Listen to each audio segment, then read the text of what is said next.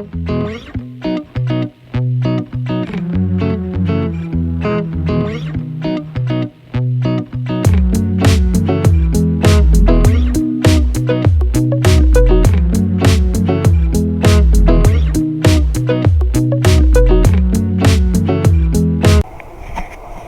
to add or input your product.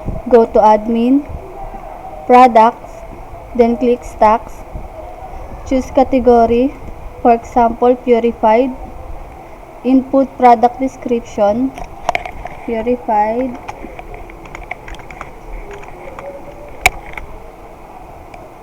Then input price, example, 25. Then you can modify the discount if you have a promo, for example 3%. Then click update selling price.